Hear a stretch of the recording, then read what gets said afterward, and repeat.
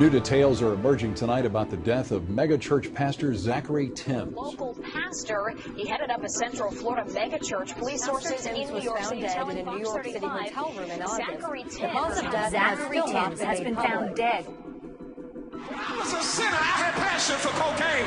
When I was a sinner, I had passion for... The news of the sudden death of mega pastor Zachary Timms shocked the Christian community. He was a man driven by unlimited energy and great vision to win souls to Jesus. And in just a few short years, Pastor Zachary and co-pastor Riva, his wife of 15 years, grew their church of 5 to an astonishing 8,000-member congregation. But the pressure of their meteoric rise would eventually take its toll on their marriage, on their ministry, and on the life of Pastor Zachary Timms. Riva Timms has spoken very little about the events that led up to the death of her ex-husband until now. I loved that he had a boldness about him. He wasn't afraid. He was always talking about thinking big, doing things grand, and that really pulled me in. So I found my queen, and today, I love you, and I want you to marry me. Zachary and Riva were 22 when they first met at church. With a shared passion to win souls to Jesus, they married, and shortly thereafter, ventured out to start a ministry in Orlando, Florida. So we labeled ourselves as an outreach ministry. Okay. So our whole goal was to pull people in from the streets, not to pull them from other churches, but really to get those that were unsaved. And I think the people felt our love, they felt our sincerity, and we were young. We had a lot of zeal for the Lord, a lot of excitement. If God said go on TV, we had the faith to do it. If God said go into the community, we just had the faith to do it. But as church membership grew at an astonishing rate, so did their status in the church world. It becomes an empire.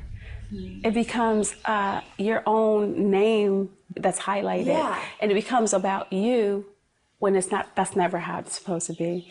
People tend to pull that out of you. And if you're not careful, they'll begin to worship you more than they worship God. In the beginning, it did not affect us. He used to put on the back wall humility, a huge sign. So every time he preached, he would see that. But then when we moved to our last building and TV, we're on national television, people are calling all the time, it started to infiltrate the church. And began to interfere in their marriage. There was somewhat of a distance that began to take place. I could still connect, but I knew that there was something different. When he began to travel a lot and wouldn't allow me to go, then I knew something was wrong. And then, of course, I found out that there was, infidelity. A cheating scandal surfaced involving Pastor Timms weekend in a New York City hotel. Was there a level of remorse for the different choices that he made? Was there remorse there? In the beginning, no. In the beginning, he was remorseful he got caught. And that's the part that hurt. There was no running after me, coming after me. He was trying to keep everything together. My heart hurt, not just in a spiritual way, not just in an emotional way, but a physical way. And I didn't realize that people hurt that badly. But the Lord told me, hold your peace. That was the hardest thing you could ever do. I loved my husband. The church belonged to God. I wanted my husband and I wanted my family. And if that meant that we had to sit down or step away from the pulpit for a season, I was willing to do that. But Zachary was reluctant to step down from ministry to pursue counseling, but he did. If I could have just had my husband sit down for a year. Now that's unheard of. Pastors are like, no, your church is going to die. No, if it belongs to God, come on. Someone else could come in. They could run the ministry and the family could get healed. But that's not how it happened. And people, well-meaning people, members, well-meaning, who love their pastor. Pastor, it's okay, we don't care what you did. Pastor, just come back. We're going to support you. They became enablers as well, but not realizing it. After only 3 months of counseling, he chose to resume ministry. Riva felt her husband's return was premature. Their family was still hurt and broken.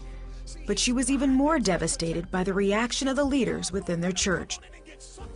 Actually, I was just kind of like, booted out, so to speak, and, asked not to come back. It was like, if they see you, they won't heal. I was told, so just stay away.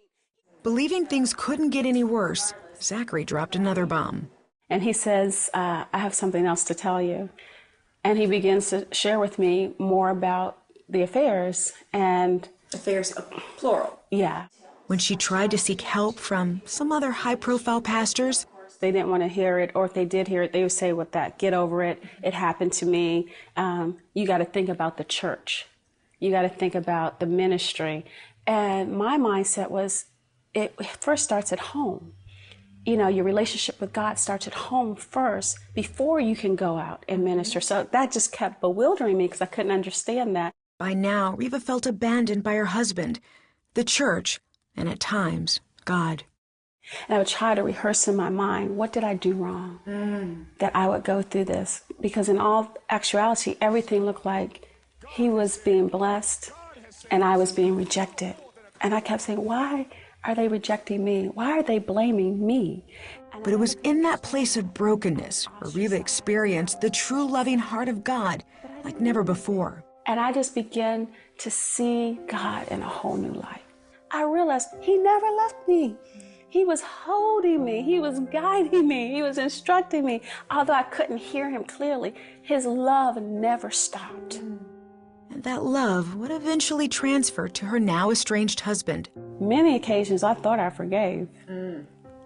It wasn't until I was just sitting in the room and I say, I hate him. I hate him. And I would just scream it out. And I was like, where did that come from? I thought I forgave him. But it was still rooted deeply. And it was bitterness. It was resentfulness because I felt you ruined my life. I felt you took everything away because of what you did. It wasn't until I began to pray for him. For real. And when I began to pray for him, I began to get compassion. I began to see the root of his struggles. I began to feel sorry for him. I began to feel love for him. Then, and only then, forgiveness came. Wow. As Riva spent time in prayer for Zachary, the Lord revealed the areas of brokenness in her own life. I began to take a look inside, and I didn't like what I found. What did the Lord show you? A lot. Like? Like self-righteousness, lust in my own self, just wanting to be accepted by men and not God. So he began to shine the light on the filthiness in me. Again, I was going through something. God was purging things out of me when I thought he should have just been dealing with my husband. Right? But he said, no, there are things in you that also has to be rectified and changed and done better. And thank God I listened. Right? Thank God. Riva and Zachary's marriage eventually ended in divorce. Zachary continued in ministry while Riva quietly focused her attention on raising their 4 children. A week before Zachary was found dead in a New York hotel room, the couple had a chance to reconcile on a family trip to Puerto Rico. This picture was the last time they saw him alive. He came to me and he said, I'm sorry. And he ended up telling his church at a marriage seminar that I believe my wife would have still been with me and our family would have been okay if I had listened to better counsel and ran after and fought for my family instead of running and fighting for the church. Today, Pastor Riva heads up a new ministry called Majestic Life Church. I was given a call and I had to complete that. I teach no celebrity pastors, it's all about God. She's also written a book called When It All Falls Apart, a candid portrait of how God heals those facing heartbreak and betrayal.